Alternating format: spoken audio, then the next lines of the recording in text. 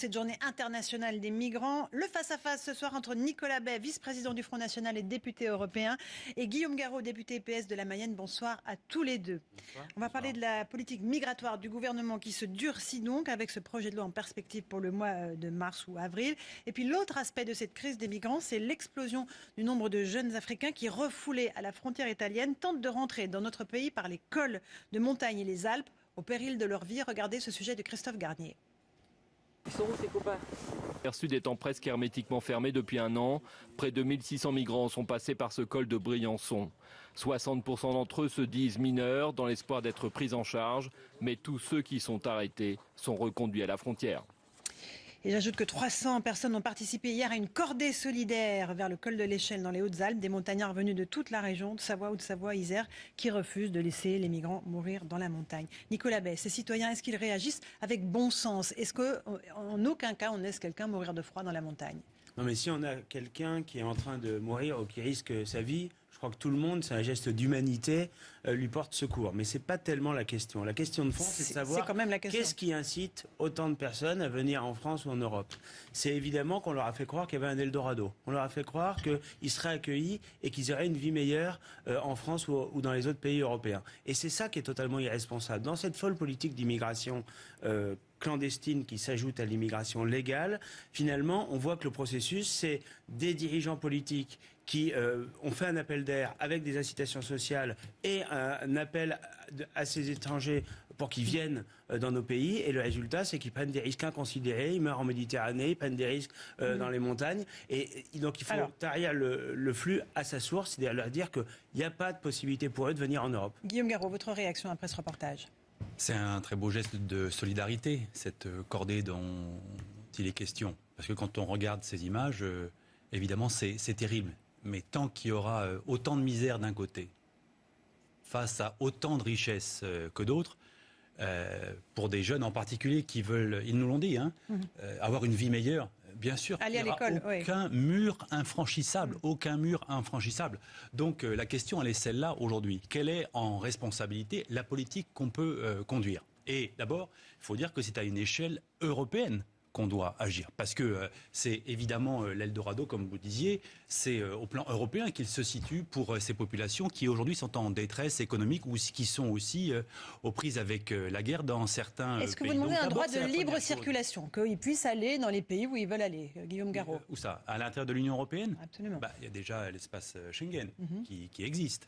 Il y a aussi Dublin. Donc ça, ce sont les données aujourd'hui juridiques, les capacités, les droits de chacun. Mais la question, c'est qui en accepte et qui en accepte pas. Parce que il va de soi que, bien sûr, il faut être dans l'humanité.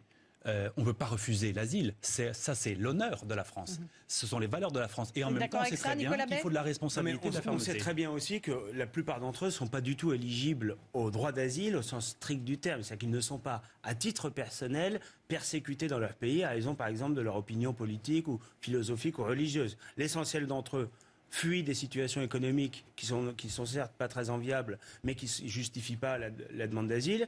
Et une partie seulement d'entre eux, beaucoup moins qu'on ne le dit, fuient la guerre. Mais même ce critère-là, il ne peut pas à lui seul suffire. Parce qu'il y a 270 millions de personnes qui habitent dans des pays en guerre. Si on les accueille tous, on est submergé. Ensuite, je crois qu'il y a un problème en amont à traiter. C'est la stabilisation de ces pays-là. Parce qu'on a le gouvernement sous Nicolas Sarkozy a déstabilisé la Libye, qui était un verrou pour empêcher les flux migratoires vers l'Europe. On n'a jamais organisé les corridors humanitaires dans les pays en guerre ou à la périphérie immédiate de ces pays en guerre. On n'a jamais non plus fait pression sur les États du Golfe, par exemple, qui sont très riches pour qu'ils accueillent des réfugiés. Et donc tout ça les incite à venir en Europe. Et en Europe, qu'est-ce qu'on fait ? Eh bien, on les traite mieux, parce que c'est comme ça la vérité, que nos pauvres. Aujourd'hui, on fait une journée des migrants, on n'a jamais fait de journée des SDF. Aujourd'hui, on est en plein hiver, il y a des migrants clandestins, qui dorment dans des Formule 1 pendant qu'on a des SDF qui meurent dans la rue. Ce sont des mensonges. Ce que vous dites, Monsieur Bay, est un pur mensonge. Non, c'est totalement exact. Mais je vais vous dire pourquoi. Parce que la loi, le droit international nous fait obligation de garantir un hébergement à toute personne qui demande l'asile aujourd'hui. Premier point. Oui. Obligation. Et on a des SDF qui dorment dans la rue. Eh bien, justement. Parce que les centres d'accueil sont saturés, vous le savez très bien. Deuxième point. On a 120 000 places dans les centres d'accueil. Si je peux m'exprimer, vous allez me laisser parler. Elles sont totalement saturées. Deuxième point. Aujourd'hui, dans les centres d'hébergement, nous avons des personnes de toute nationalité, y compris bien sûr des ressortissants français. Ça va de soi. Donc arrêtez d'opposer les uns aux autres. Parce qu'on voit bien quelle est votre tactique, quelle est votre politique. Il y aurait des bons pauvres qui seraient français, il y aurait des mauvais pauvres qui seraient des étrangers. Ça, moi je ne peux pas l'accepter. Il est évident que si on avait des centaines de milliers la dignité, l'humanité nous oblige à pouvoir héberger tous ceux qui aujourd'hui sont dans la rue. En l'occurrence, ça n'est pas le cas. Est-ce que vous pouvez supporter aujourd'hui qu'il y ait des familles qui soient avec des enfants et qui soient à la rue sans possibilité d'hébergement? Est-ce que vous pouvez accepter qu'il y ait des bidonvilles à la sortie des grandes villes? Donc ça, c'est impossible d'accepter ça. Donc ça veut dire aujourd'hui, ça veut dire, sur ce point-là, je vais terminer. Ça veut dire qu'il faut à la fois, je le disais, de l'humanité. C'est la dignité de la France que d'accueillir avec dignité justement l'ensemble des populations sur notre sol national, mais c'est aussi la responsabilité de la France de dire, lorsqu'on ne peut pas vous accueillir durablement, eh bien vous devrez retourner rentrez chez vous, comme le disait le président Macron. On a 120 000 places d'accueil dans les centres d'urgence. Il est évident que s'ils sont totalement saturés aujourd'hui, c'est du fait de cette immigration clandestine. Il est évident que si on n'avait pas à supporter cette immigration massive, eh bien il y aurait de la place pour tous les SDF français. Est-ce que vous donnez quitus au gouvernement Nicolas Bay, qui, avec son projet de loi Asile-Immigration, compte doubler la durée maximale de rétention à 90 jours, accélérer les expulsions, instaurer un traitement rapide des demandes de droit d'asile? Moi, je pense vous dites OK, Banco, c'est bien? Non, mais ce serait bien si c'était fait. Mais je pense que ça ne sera pas fait. Et je pense que tous les gouvernements successifs ont toujours commencé, en général, sur un début de quinquennat, par faire un grand projet de loi pour lutter contre l'immigration clandestine. Résultat, en général, il ne se passe rien. Aujourd'hui, on a 96% des déboutés du droit d'asile qui ne sont pas expulsés. Le gouvernement nous annonce ça, mais dans le même temps, qu'est-ce qu'ils ont fait? Ils ont augmenté de 300 millions d'euros le budget pour l'accueil des migrants. Ils ont diminué de 7 millions d'euros tout récemment, s'il vous plaît, vous me laissez terminer, 7 millions d'euros de moins pour la lutte contre l'immigration clandestine, et ils n'ont pris aucune mesure pour créer des places supplémentaires dans les centres de rétention. Or, si on augmente la durée de la rétention, ça nécessite évidemment d'avoir des places supplémentaires. Donc il n'y a pas la volonté politique derrière. Pourquoi? Parce que, eh bien, en fait, ils veulent laisser les clandestins s'installer en France, les régulariser ensuite. Il y en a des dizaines de milliers qui sont régularisés chaque année. Et ensuite, d'ailleurs, les naturaliser sans jamais qu'on leur demande le moins d'efforts d'intégration. La grande escroquerie du Front National, que vous représentez bien ce soir, c'est de dire on va mettre tout le monde dehors, tous les étrangers en situation régulière, comme ça, sur un claquement de doigts, du jour au lendemain dehors, faisant fi d'ailleurs des conventions internationales. C'est ça, aujourd'hui, le discours que vous tenez. Vous savez très bien que c'est irréaliste à court terme, complètement infaisable. Et donc, l'enjeu aujourd'hui, c'est de dire comment on accueille, qui on accueille et qui on reconduit. Est-ce que le gouvernement fait bien avec son projet de loi, Guillaume Garot ? Écoutez, le projet de loi, moi je ne le connais pas encore puisqu'il n'a pas encore été déposé à l'Assemblée nationale. Mais je vais vous dire qu'il y a des dispositions aujourd'hui qui ont été annoncées, qui ne sont pas dans le projet de loi, mais dans une circulaire du ministre de l'Intérieur, qui est assez choquante. Et d'ailleurs, ce matin, le défenseur des droits le dénonçait lui-même. Ça veut dire qu'aujourd'hui, on ne peut pas vouloir faire des opérations de police dans les centres d'hébergement qui sont des lieux privés. Il faut le rappeler.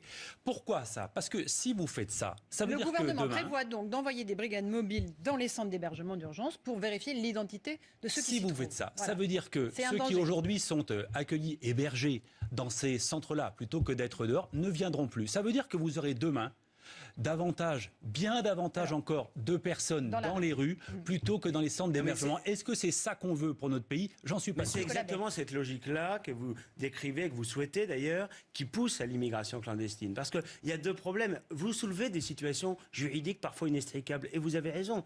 C'est loin d'être le cas de tous les clandestins. Mais il y en a une partie, c'est vrai. Mais si on veut juguler le problème, il faut d'abord protéger les frontières, rétablir de véritables contrôles aux frontières nationales. C'est pas possible aujourd'hui à cause de Schengen, donc il faut évidemment assouplir considérablement les règles en vigueur et permettre aux États de contrôler les frontières. Et puis il faut organiser un contrôle réel des frontières extérieures de l'Europe, ce qui aujourd'hui n'est pas fait. Et quand vous avez des chefs d'État courageux comme Viktor Orban en Hongrie, qui protègent leurs frontières, oui bien sûr, qui protègent leurs frontières extérieures, c'est votre modèle. Ils se font taper sur les doigts par l'Union européenne. Oui, parce que vous êtes le nationalisme de M. Orban. Est-ce que vos amis aussi anciens vous voulez accueillir nazis des autrichiens sont aussi votre référence? Non mais arrêtez de raconter n'importe Ben, je quoi. ne raconte Ce pas sont des n'importe alliés, quoi. ils sont au gouvernement Ce sont vos autrichien et je alliés, m'en on réjouis. voit mieux les Et ils veulent choses. lutter Ça contre veut dire quoi? l'immigration Oui, je illégale parle toujours de et également l'escroquerie d'ailleurs du Front National. réduire l'immigration illégale. Mais Monsieur Guéraud, Je parle du je mensonge vais vous poser du une Front question, National, Monsieur parce Guéraud. que laissez croire aux Français que c'est en construisant des murs